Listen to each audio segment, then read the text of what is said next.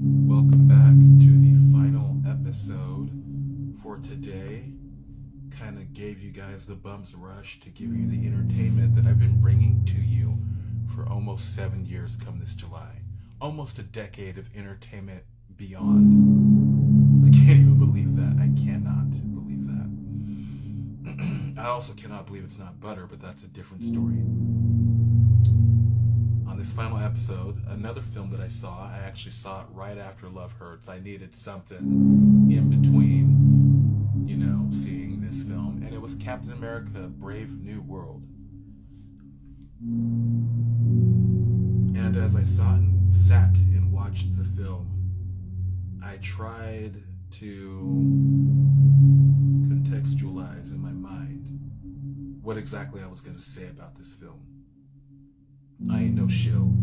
Even if it's Batman, if it's a bad film, it's a bad film. Like, I love Batman v Superman, but it's not a great film. I love Zack Snyder's The Justice League, but it is not a great film. It is great in my eyes for fandom, but in terms of being a, amateur film and television critic, they weren't great. And I struggled throughout the entire film, and I felt a bit frustrated, and the main vein of my frustration is that I know the behind the scenes drama. I'm, like I've said, in a funny, joking way, I'm always searching to go beyond your wildest hopes and dreams in entertainment. I'm peeking behind the curtain, I'm looking in the drapes, I'm trying to get the dirt so that I can entertain you, so I can remain knowledgeable, and quite frankly, in my most unhumble opinion, out of people that review things that I've seen on YouTube, I don't really think I've only met one other person who had a more brilliant mind for film than me, and that asshole decided to ghost me. We're supposed to be friends, and then I don't know what the fuck happened, but he decided to family, and we weren't friends anymore. So I don't know, because that was really disappointing to lose someone that had such a deep dearth of knowledge. But like I was saying, my frustration with this film stems from the fact that I know that there were a lot of reshoots. Who's to say whether the scuttlebutt rumors were true that this film tested super poorly originally and they had to go back and reshoot it? Because at one point I feel like old boy who plays Sidewinder, because there's a whole Serpent Society, which is a cool little nerdy aside for the comic books. Like Serpent Society in the comics are a bunch of cornball assholes dressed up as different kind of snakes, and their code names are names of different snakes and shit like that.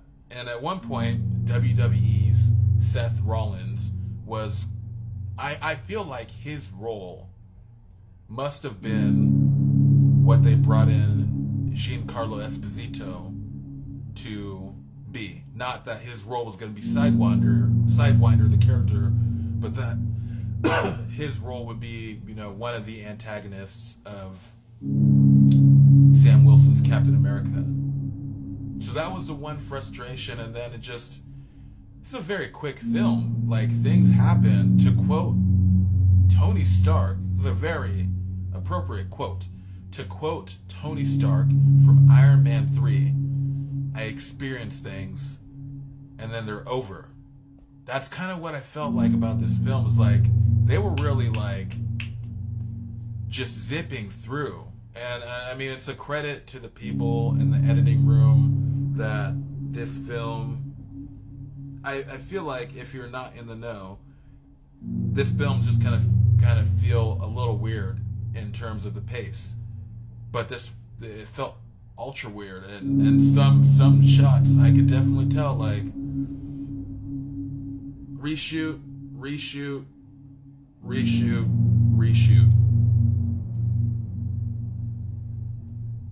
And I mean, I gotta go and do my research, because I think I gotta rate I gotta wait until Avengers Doomsday, and then I can rate the Multiverse Saga, which really bungled this, man. Like, they had gold. I was just watching Avengers Infinity War, which, if you ask me, is the better out of the two. Endgame is good, but Infinity War is fucking Lux. It's a good film. They should have taken like 2 to 5 years off and really cooked up a plan for the multiverse saga, because to me really hasn't been very much multiversal shit going on. We had Doc Strange, which was like Doctor Strange and the Multiverse of Madness, when it should have been called Doctor Strange in a few odd realities. It wasn't a multiverse of it. I feel like the multiverse saga has been a failed experiment, and a Marvel shill definitely wouldn't say that. A Marvel shill would be like, this was the greatest thing ever, bro, and it was just so fucking rock on, and like, even though Captain America is black now, and that's not really chill, I need to bring back the white one, this was still a good Marvel film, bro.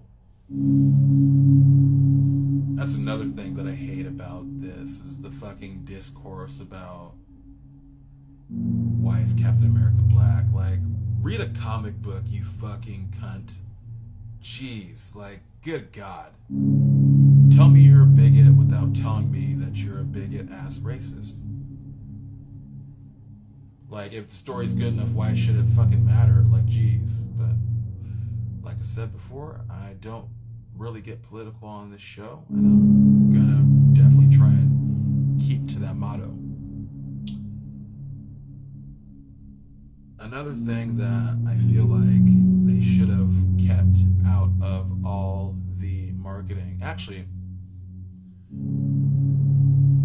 they should have kept the Red Hulk a secret. What I want to talk about, though, that's really special, is that this is pretty much a sequel to, not even pretty much, this is a sequel to The Incredible Hulk. Chickens that waited decades to come home and roost. Not decades, like a decade and some change to come home and roost. This is the crescendo of everything that was promised at the end of The Incredible Hulk, with Tim Blake Nelson, not blank, Mr. Chinless Wonder himself, finally getting the payoff of becoming the leader. And I like that they kept that, Thaddeus Thunderbolt Ross is a deplorable human being in the films, the same way that he is in the comics. Thaddeus Thunderbolt Ross is a human piece of shit. Like I was saying earlier, yeah, I wish they would have kept the emergence of the Red Hulk as a super secret, because, well, I mean, I guess I could see why they would spoil that, because they want to try to put asses in seats, and I can see that. This is gonna be one of those films where I'm gonna have to look at it a second time, like, at the end of this review, or this review, which I'm definitely not gonna tell you no spoilers, because it comes out tomorrow.